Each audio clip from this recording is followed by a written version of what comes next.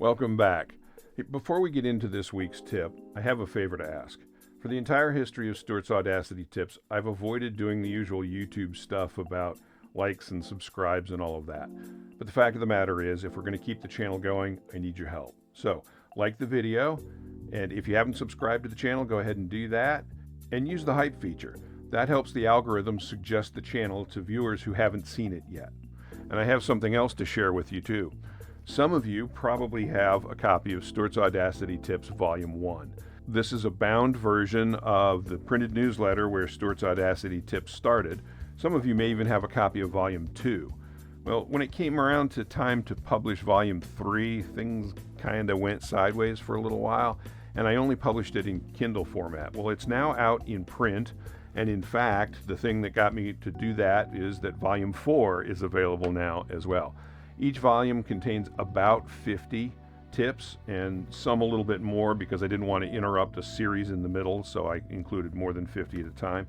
And they are full color, so every tip that ever appeared in the newsletter is in these books, and the screenshots are all in full color and the illustrations are all in full color. So if you're interested in those, they're available on Amazon. I'll put a link in the description, and here's a QR code that you can use if you're watching on TV. Jump over and grab a copy. I really appreciate it. Now back to our regularly scheduled tip.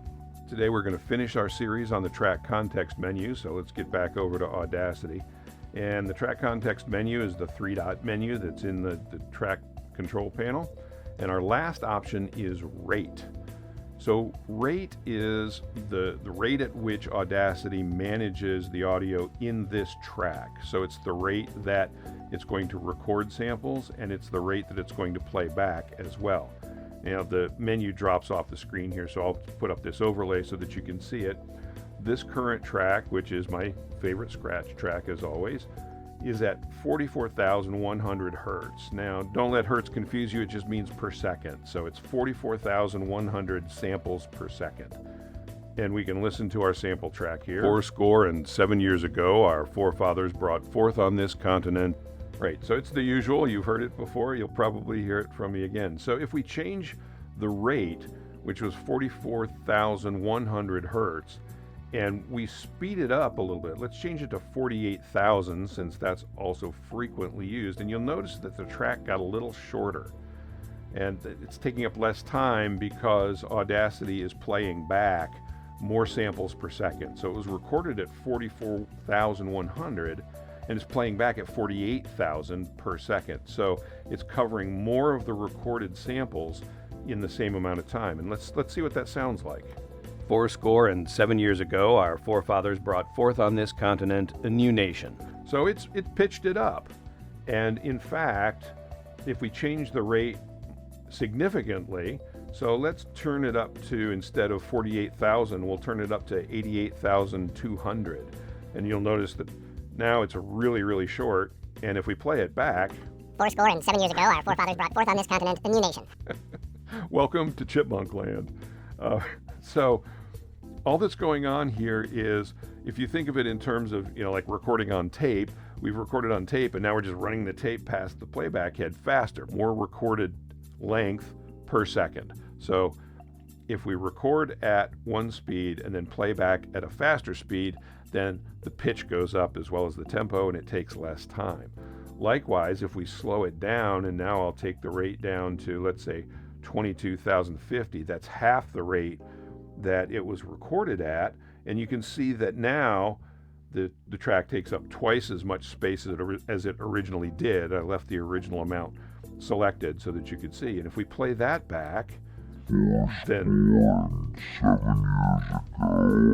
we get horrible demon sounding stuff. So now one other thing that I wanted to clarify in all of this is that this rate only affects the track that you're setting it at. It does not affect other tracks, and it does not affect the rate when you export. So let's take a look at this. I'm going to put it back to 44.1, and if I export the audio, and let's say that I put it into Untitled in my Documents folder, and I set the sample rate to 48,000. Now, something interesting is going to happen here. Audacity will export at that rate, but the rate that it plays back in terms of rendering the output is still 44.1 because that's what that track was set at. So Audacity is using the track rate to play it back, but this 48,000 rate to record it. So if I export that and then I open it and I open that untitled, and if I put it in regular zoom, it looks exactly the same. And if I play it back, 7 years ago our forefathers brought forth on this continent a new nation. It sounds normal. So what happened? Well, Audacity did a process called interpolation when it did the save. So the samples that were recorded at 44,100 were played back, and Audacity then interpolated those samples in order to create 48,000 samples per second, and that's what it saved it at. So if I were to take this second one that's imported at 48,000, and you'll have to trust me on this because the menu's dropped off the bottom of the recorded portion of the screen, and I set it to 44.1, then you'll notice that this track got a little bit longer. It's no longer the same length as the original above it. If I play it back, 7 years ago our forefathers brought forth on this continent, it's a little lower and a little slower. Okay, so even though these two are the same sample rate, because of the process that we took it through in exporting to a different rate and then opening that file and changing the track back to the original rate, that affected how it plays back. Okay, so the takeaway on this is that the rate setting on the menu only affects that track while you're working in Audacity, and it affects how many samples per second it records at and how many samples a second that track plays back at. I'm Stuart. Hope this helps.